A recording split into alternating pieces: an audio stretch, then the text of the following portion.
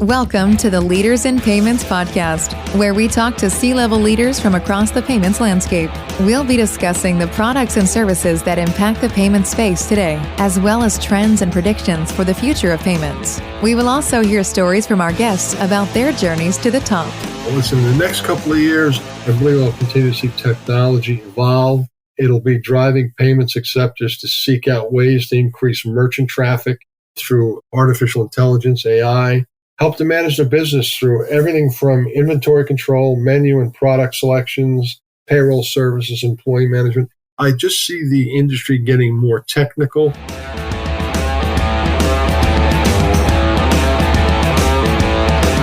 That was Mike Peters, the CEO and president of Beyond, and I'm your host, Greg Myers. This is episode 176 of the Leaders in Payments podcast. What does a math-challenged sales guy that migrated into the merchant services industry by accident have to do with going beyond in payments? Quite a bit, actually. Today, we have the new Beyond CEO and president, Mike Peters, on the show. He is a North Jersey native with a passion for helping people reach their goals. For those of you who may not know, Beyond is a merchant acquiring company that drives new merchant sales and facilitates payroll and other business services to mid-market and small business verticals. So what attracted Mike to this role at Beyond? Well, keep listening to hear the details, but it has a lot to do with the company culture and the outreach program that sends money to underprivileged kids who would normally not be able to afford a college education. Hey, we've got a great episode ahead, so let's get started.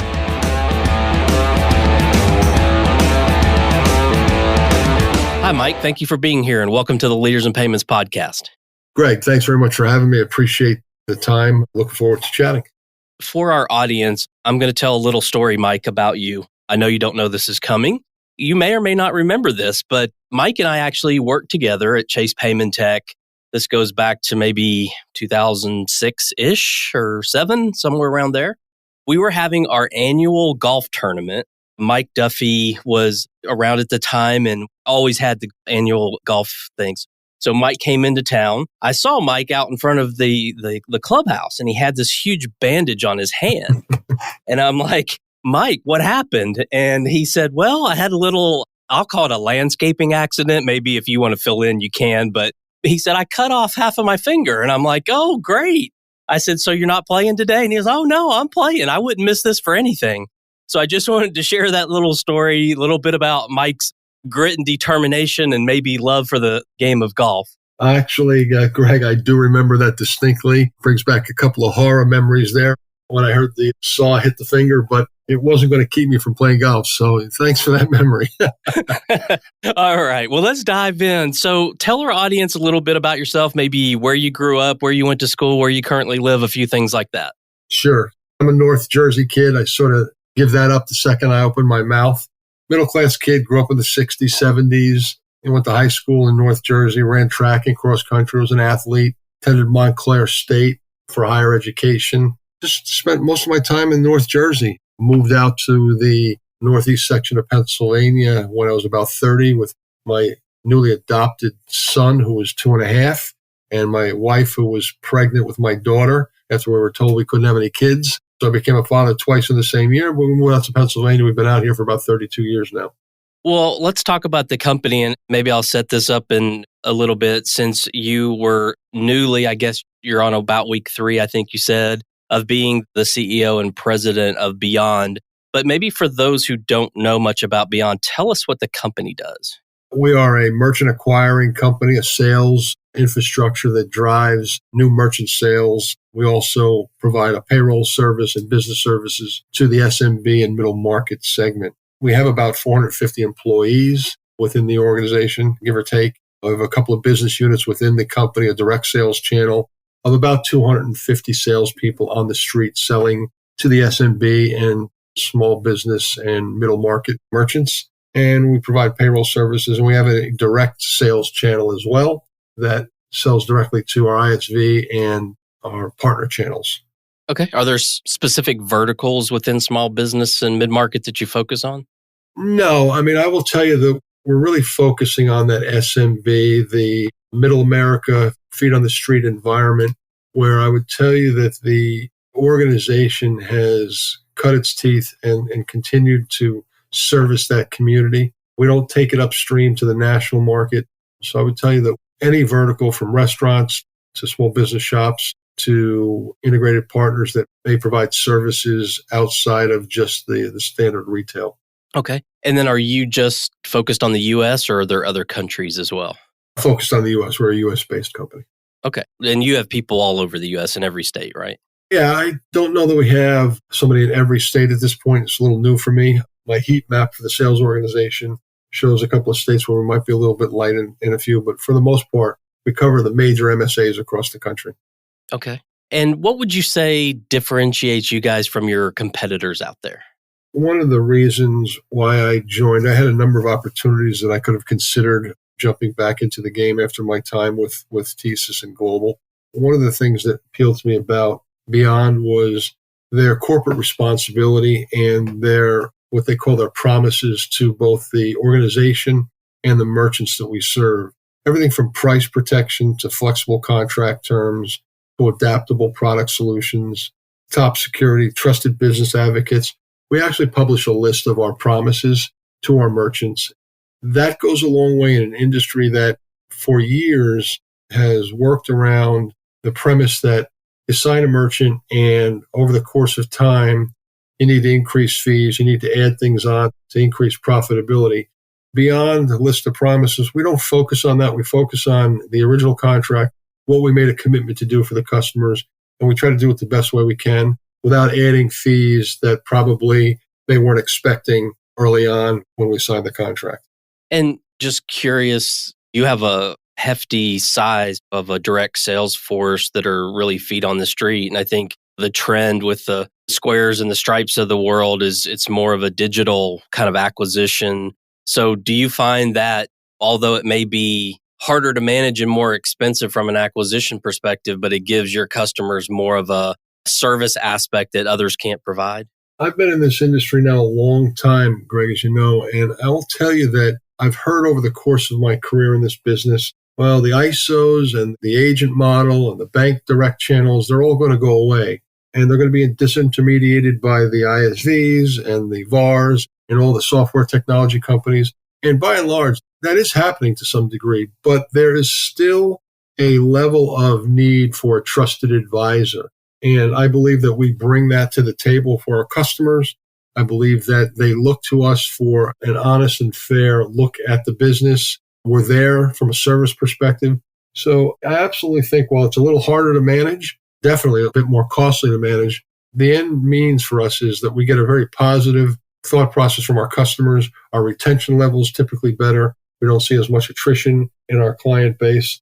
So overall, is it going to stay that way forever? And listen, I can't predict the future, but I've been at this now in this industry for well over 37, 38 years.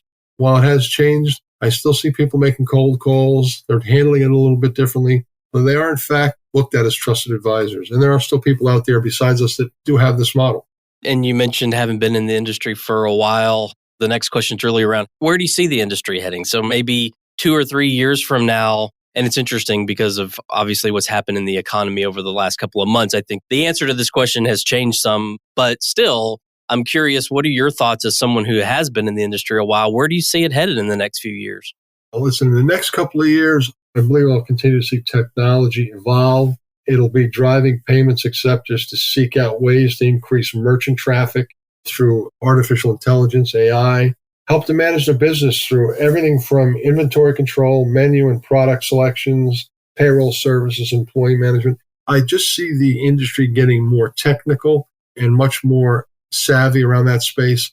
Heck, I know merchants that are not far from my home that understand interchange and understand the technical side of the business better than I do. And I've been in the business for all these years. So technology will continue to evolve. I'm not real boned up on the crypto business and going to bring us in the near future, but it'll continue to evolve around technology. And quite frankly, those agents that tie themselves to partners where they can embed themselves into these software providers or they can create relationships from a referral perspective, they'll thrive. Long term, I don't know. I'll be well retired before the agent model ever dissipates and disappears, but I do think that we've still got some time and runway for that to continue. Yeah, I agree. You said something there I wanted to double click on a little bit. You guys are providing, obviously, the merchant accounts, but you're also providing payroll and a few other things. Do you feel that's one of the keys? You're just merchant account providers. Businesses are looking for more services than just that these days? Again, I'll refer back to Main Street USA, the local pizza parlor, the local restaurateur, the local retail shop. They're busy. They get in the morning. They've got to check on inventory. Who didn't come in? Is the system up and running? Make sure the alarm's off. Is payroll due today? They really would like a one-stop shop where everything's sort of in front of them in a dashboard, and software is bringing that to them. So when you look at these new POS systems and these new software systems, for example, Clover offers many different services within the system, and we take advantage of that. We're a big seller of the Clover product, and the merchants are looking for not having to worry about inventory management control, payroll, merchant services, banking. They would like it all in one. And that's what they're going to continue to seek to make their life a little bit easier. Yeah, I hear that a lot. I think that's a spot on trend that's going to continue. And to your point, I agree. There's still a runway of sort of the small business direct model. I don't see that going away anytime soon. But let's switch gears a little bit and talk about you. So you've talked about being in this industry a while. If you don't mind, walk us through your journey, kind of where you started and up to where you are today. Yeah, listen, I started way back in the late 70s, early 80s, coming out of school in the financial industry, got into the direct merchant business. I was in the financial community, in the collections industry for many years, migrated into the merchant industry, quite frankly, by accident in 2001, right after 9/11. That was my first entry into managing through a very difficult time in a diverse time. We had just gotten finished with the 9/11 tragedy. I was a young manager in the New York metropolitan area for Chase. I had a small district. I learned the business. I knew nothing about merchant business. I learned the business by walking the streets with the reps daily in a very difficult time when things were very tense. And over the course of time, I continually grew within the organization and various organizations to the point where I left Chase and then Chase Payment Tech, where we knew each other, and switched gears a little bit and went to a company by the name of TransFirst out of Long Island. And that's where, quite frankly, I learned a lot about this business from leaders that many people know in the industry. I'll never gain from a book, or you'll never gain from some video. I was just hands-on, learning pricing models, learning the industry, learning how the ISOs and the partner channel made money in this business. And I did that for almost 10 years until TransFirst was sold to TSYS. Most of the executive management team that I learned from all went on to different opportunities outside the organization. I stayed on, was head of sales for a couple of years, and then the CEO that was running the space decided to leave. Troy Woods and the TSYS board had asked me to step in. We were going to go through a process. We believed that we were going to be sold. They asked me to step in and run the organization until such time. I did. I helped through the transition with Global. And then I sat out for a couple of years. I had a non-compete, sat out for a couple of years and did my own thing. And my wife wanted me out of the house. So here I am at Beyond. I like sales. I was always the number 2 guy in sales. And now, I've got an opportunity to run an organization that's probably well suited for me. Yeah, and you mentioned a little bit of this earlier, but maybe you could dive a little deeper. What was so attractive about Beyond? I mean, why did you feel that was such a good fit? So Bob and I met each other a couple of years prior to me leaving TSYS Global. They were a customer. Beyond was a customer, and I was running, obviously, as I said, the merchant segment. Bob and I were negotiating a new contract. We negotiated a contract. He actually had me down to Princeton in his home with a few other folks for dinner, and we just hit it off. I learned a lot more about the company, but more importantly about Bob and his philanthropic views around the Give Back program, which is what really appeals to me in this organization, is not only that we do the right thing for our employees and our merchants, but the Give Back program is something that Bob has developed over the years. And presently what we do is we send underprivileged kids that normally would not be able to get a college education. And the program has paid for over 1,500 kids in the last 5 or 6 years to go to college that otherwise would never be able to do that. I've never been part of something like that. I've always been corporate America, drive revenue, drive shareholder value, do the right thing, grow the business, wake up the next morning and do the same thing. This is all of that and one more element of giving back, not just on a special day or a special week in the year, but the organization and Bob, we give back all year. I mean, this is a part of the way we live now. And this is the way we look at the business. At this stage of my life, it's sort of cool for me to sit back and say, you know what, I'm part of something that I wish I had had when I was a kid way back in the day. I was a product of paying for school myself at a state school. I wasn't underprivileged, but at the end of the day, my parents couldn't send me to school. So to see the expression on some of these kids' faces is just priceless. I've actually attended a commencement that Bob spoke at a graduation for one of the schools. And just to see some of these kids walk out with their heads up that would never have been able to do that and could have been on the other side of the law or the other side of a schooling system, it's pretty cool. Yeah, that's exciting. Are there any other factors that were attractive for you? I think for me, it's about the people. I'm a people person. If you talk to some of my old compadres at TransFirst, they'll tell you that I'm probably math challenged, but I'm a sales guy by and large, and I'm a relationship guy. And I know how to generate opportunity within the organization and grow it. And I'll surround myself with the right people. But what appeals to me about Beyond is the culture here. It's an organization that wakes up in the morning, by and large, and focuses on doing the right thing all the time, even when no one's looking. And they've got a determination. Think about it. Bob started Heartland Payments way back in 96, 97, built it to a very sizable public organization, sold it for a very sizable amount. And a year later, in his 70s, for crying out loud, decides that he's going to jump back in and do this again. And people followed him that, wanted to be part of the organization. That's pretty impressive. And, being part of that's pretty good. Yeah, that's very impressive. The whole Give Back program is really interesting. I read about it online. It's a very interesting program. What are some things that you're passionate about? Maybe one work-related passion and one personal passion. Sure. Actually, I just got finished doing a write-up for the internal newsletter and asked me this very question. From a work-related, I am very passionate about making sure it's a team environment and we're all working for a common goal. And, as I mentioned earlier, the Give Back program is a common goal, taking the company to another level. Many people were with Bob back in the day, and they got a chance to see the company go public. But there are many people here that did not get a chance to see the company go public, and they're new here. Some of them actually have created a statement that my bucket list is to see us go public or to be part of a larger transaction down the road. And so for me, I'm passionate about getting them to their goal. Nothing sort of makes me shine more than when I see somebody be very successful that I've either mentored or I've gotten to the next level. And I use the old term, I'm an East Coast guy. So I had a godfather in several opportunities in my career.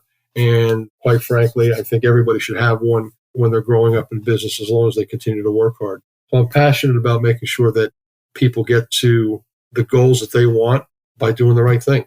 On a personal level, everyone will tell you I'm a little rough around the exterior. I'm sort of an animal softy. I'm a big animal rights advocate. I'm the first guy that sees an animal in distress. I got a tear in my eye. I'm pretty big on animal rights, and I got cats and dogs. I feed the bear out in my backyard in the woods. So that's probably my passion, I guess, to some degree. Okay. What would your advice be to someone coming right out of school? I often talk about this, and I like to get different people's perspectives. But when I came out of college, even up until more recently, there were no fintech courses. Payments wasn't this big, hot, sexy industry that it is now. So say someone's coming out of college and they want to go into fintech or payments. What advice would you give them to help them be successful? Yeah, listen, you nailed it. Nobody goes to college or goes to higher education or comes out of school and says, I want to be a merchant services employee or salesperson or something in merchant services.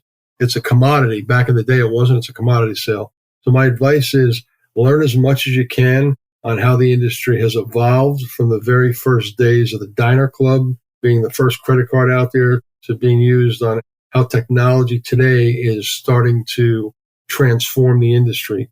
Don't miss how we got there, but pay attention to how we're going to get to the next level. Don't miss out on the opportunities to learn the things that bolt on to our industry. I never took the time early on because I was too busy trying to get salespeople and too busy trying to drive sales. But I never took the time to learn about the terminals and how they evolve, about the technology. There are people much smarter than me in this industry around that stuff. And when I sit in a room sometimes, I'm sort of glassy-eyed because I just didn't take the time to learn what some people take for granted. I will say, though, the young bucks that are coming into this business, they can walk circles around some of us senior guys. They understand the technology far better than we do. So take the time. It's pretty fascinating. And consider how it started, how it's evolved, and study up on where you think it's headed. Yeah, I think that's all great advice. So, Mike, we've covered a lot of ground on you personally, your background, the company, and sort of the future of the industry. Is there anything else you'd like to add before we wrap up? No, Greg, I think this has been great. I appreciate the time. I am looking forward to taking the organization to the next level. If anybody's ever got any questions for me, I'm on LinkedIn, feel free. And I think that's it. Okay. Well, Mike, thank you so much for being on the show. I know your time is very valuable, so thank you so much for being here. Thank you, Greg. Take care now. It's great talking to you. You too. And to all you listeners out there, I thank you for your time as well. And until the next story. Thank you for joining us this week on the Leaders in Payments podcast. Make sure you visit our website at leadersinpayments.com, where you can subscribe to the show and where you'll find our show notes. If you enjoyed listening, please share on your social channels as well.